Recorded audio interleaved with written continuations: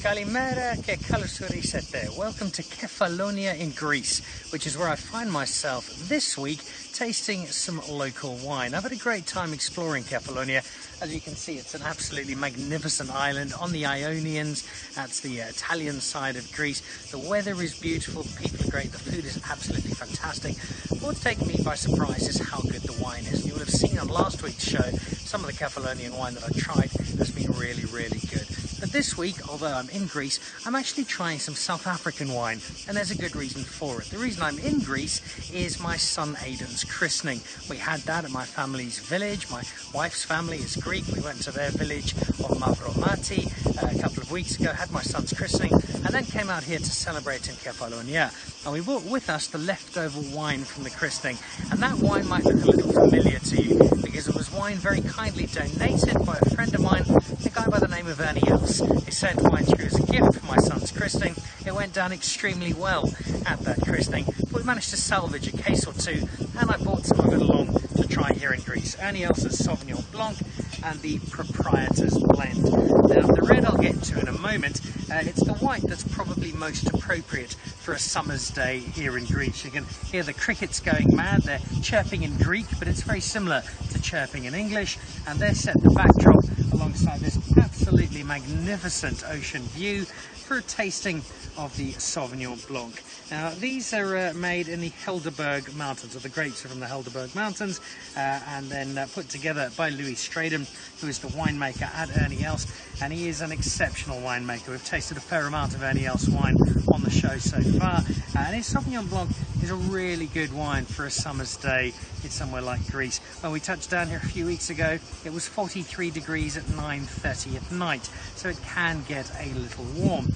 Now, I've often spoken on the show about my love of wines like Chenin and Chardonnay and Semillon and getting people to drink more than just Sauvignon Blanc, but there are many, many occasions when a young, fresh, crisp Sauvignon Blanc is just what you need, and today is one of those days. So I'm going to open this up.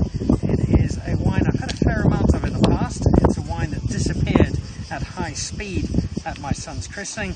It's the kind of wine that flies out of the bottle and down the throat when you're sitting by the pool in summer, or as we are today, looking out over the ocean. Now, you get two types of wine glasses I've discovered in Greece. They're the tiny little ones that look more like shot glasses, and then there are these ones where you pretty much get 3 glasses out of a bottle. Wine is very much part of the way of life here in Greece. It washes down the late dinners the Greeks are famous for, and they do spend a lot of time sitting around tables discussing the world and drinking wine. Might explain the state of the Greek economy. It's a lifestyle that's very pleasant to partake in, as is the Ernie Els Sauvignon Blanc.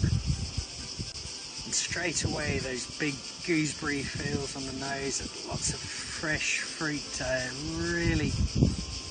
really summery feel to this.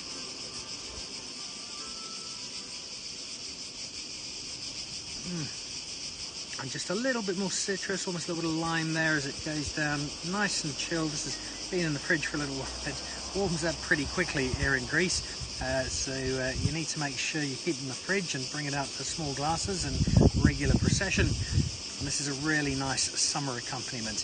Worked well for a christening, working very nice beside the pool today as well. As much as white wine is great for summer, sometimes you do feel like a glass of red. Now, normally I'd open a bottle of Pinot Noir, but in this case we were drinking something else, something with a little more substance to it. This is the Ernie Els Proprietor's Blend, and it's a wine 2014 that's made up mostly of Cab Sauv. It's 60% Cabernet Sauvignon, it's a 20% Shiraz, a little bit of Merlot, Malbec, Cabernet Petit Verdot, and it's a really strong blend. Now, we had this again on a very warm summer's night at my son's christening, and I was just a little worried that as nice a wine as I know it to be, it could turn out to be just a little bit heavy for a hot Greek evening. But it turned out to be perfect, because although there is a lot to this wine, there's a lot of structure, it's a nice, big, strong, bold, charismatic red, it's not overly heavy, it doesn't weigh you down on the palate. It's not a big, thick, heavy winter's wine. Certainly drink it in winter, but it's not bad to wash down a Greek dish over dinner. So if you're climbing into a cleftico or a moussaka or a pasticcio, or as is often the case in Greece, all three of those at the same time, then this is a fine companion.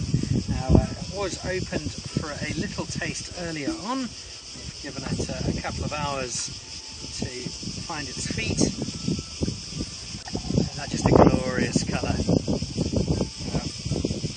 There's a lot of wine being made on this particular island. It's more white than red. The Robola is the grape of Kefalonia. You do get a little bit of red, but a lot of it comes from grapes off the island itself. And you almost only get wine from Greece in the islands, and specifically this island. The only wine I've seen not from Greece has been up in Viscardo, which is the Portofino of Kefalonia. Lots of wealthy tourists there. So Whispering Angel, which is the French knockoff of the Jean Roy from Rupert Wines. Alternatively, there was a bit of Cloudy Bay Sauvignon Blanc. Sadly, no South African, and I'd like to see that change in due course. And I reckon these two wines could be up for the job.